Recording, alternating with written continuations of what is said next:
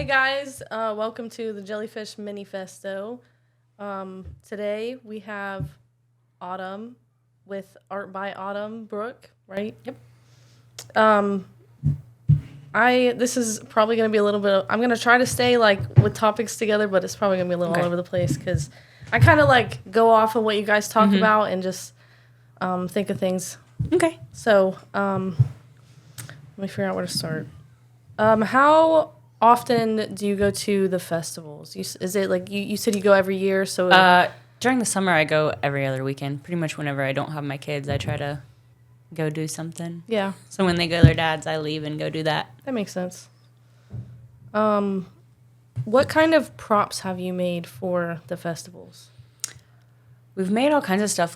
Last year, we had the theme where we did the underwater stuff, where we did like all the jellyfish and a pirate ship. And this year we did it wasn't Middle Earth. Maybe it was Middle Earth this year, but we did like giant bugs and magnifying glasses and I made this giant caterpillar that I had like crawling across the top of the tent. And That's so cool. What do you think would be your favorite prop that you've made? Probably a giant mushroom. I took like a big barrel trash can, built a big mushroom on the top of it so you could like sit on it for pictures. Oh, really? Cool. I bet that was a lot of fun for a lot of people. I do like it a lot. I saw that you have painted like different furniture pieces. What do you think would be your favorite furniture piece that you've painted? I did a lot of elephant tables, and they were really fun when I started doing them. But then when I started selling them, that was like all people wanted. So I was just repeatedly making the same elephant. Probably got bored of it. Yeah, and I'm like, okay, I got kind of really burnt out just making the same thing. But people like the same things. Right. Speaking of making the same things, you said that for the festival, sometimes you guys make a bunch of copies of things. So do you just like repaint the piece over and over again, or is there something else that you use to be able to copy it? You can like send them somewhere or get them professionally photographed. Gotcha. And then you send them to like a company that will make your clothing or your prints or depending on what you're making. Sometimes you can go to department stores like Walmart and just make some prints. But if you want like high quality, you have to order it from somewhere company. specific. Yeah. Okay.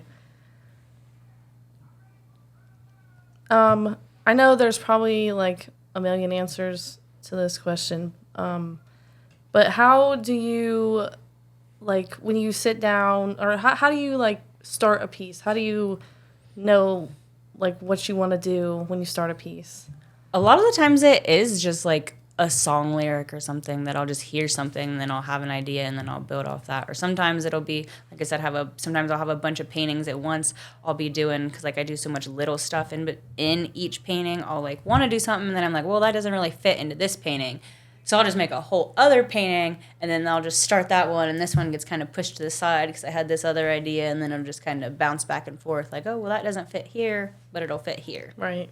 Okay. So you talked about how you make costumes for your children and every year. What would be the hardest costume that you think you've made? The hardest costume? I'm trying to think of what I made. Probably the porcupine or the fairy. I don't know. It's a lot of wire bending and taping and. Okay. Ones I have to sew. Actually, no. Last year, I made this creepy costume. I made my son, because I had to build this guy, because I built it like there was a huge guy carrying, and I put like a baby onesie with my son's head and made it so like this guy was carrying my son as a baby with blood all over his face. Oh, goodness. That is so funny. Sorry. Back to tattooing. Do you have a favorite art style for tattooing? I just like doing the black and white stuff. I haven't per se put a lot of tattoos to skin thus far, but I do like to draw them, and it's more of a creepy like cat spider vibe type deal. Creepy but cute. Yeah. creepy, but like it's funny because a lot of my stuff will be like dead, but it'll have hearts on it. Right. Like be something, a skull with heart eyes. Like, so a big indicator that stuff is mine is if it has hearts all over it.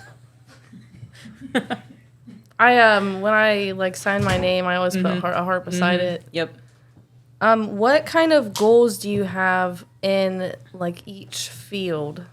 I guess like what kind of goals do you have in tattooing, and what kind of goals do you have for like your art pieces and tattooing? I would like to be able to get a career going, and I love seeing people walk around with my art on their body, because I have people that have my art on their body that I didn't do, that I just drew them tattoos, and it's walking advertisement too. So it's right. like it's you're bringing it to people. And then like the festivals, I really enjoy organizing the galleries and doing that with my friends, and that's just, I would like to keep doing that. And we're working on just building more and more stuff and going on higher scales. Like I would love to do like Otherworld someday. Yeah. That kind of installation type deal. That'd be so fun. Because that's basically what we do, just on a lot smaller scale. Yeah. We do not have the funds that Otherworld has. We just have broke girl crafts. Right.